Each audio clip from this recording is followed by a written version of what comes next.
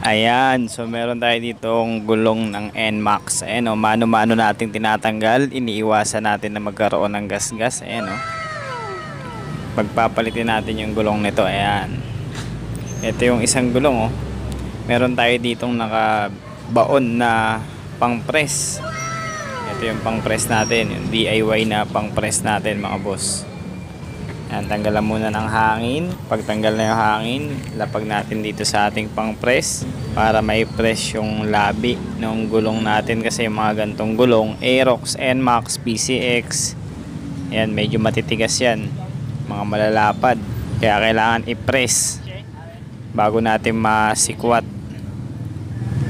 Hanggat wala pa tayong tire machine na pagtanggal o tire changer, ay mano-mano pagtsagaan muna natin to mga boss.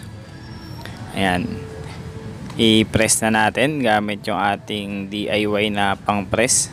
Ayun o, na press na siya. So yung kabilang side naman, ayan, pababain natin paikot. Ayan, walang gas-gas, diba? Kabila naman, yung kabila ipipress din natin. O ayan, kung gusto nyo talagang walang gas-gas, pwede pa nating sapinan yan. Ayan o, lagyan natin ang sapin. Eto na, ipipress na no? Ipipress na ni Manong B. Alright. Yun, na-press na kagad ng ganun-ganun lang. Walang gas-gas mga boss. Saka ang pintura ng stock na mugs, yung mga pintura niyan, medyo matitibay yan. Hindi yan basta-basta nagagasgas. Yan, para lalong hindi magasgasan, pwede nating sapinan yung panikwat.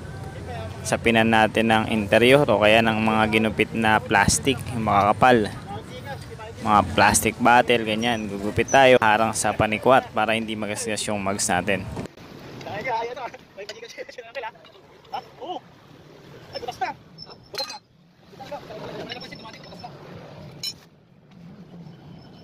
Tapos yung pagtanggal na dito, yung kabilang side na lang. Ito, yan o, kahit kamay na nga lang yan eh. Ayan o, pagaya ng ginawa kanina, di ba? Isang sikwat lang, dahan-dahan. Ayan o. Tapos kakamayin lang natin, di ba? Walang gas-gas yung mugs natin, kahit na hindi tire machine yung gamit o tire changer, di ba? Pero sa mga susunod, baka meron na rin tayo nun. Kasi bibili rin tayo nun, plano rin natin talaga bumili nun eh. Pero habang wala pa, ganito muna tayo mga. Alright, maraming salamat sa panonood. Paki-subscribe naman ang ating YouTube channel DIY Anything TV at sa ating Facebook page DIY Anything TV. Maraming salamat. Kita kits!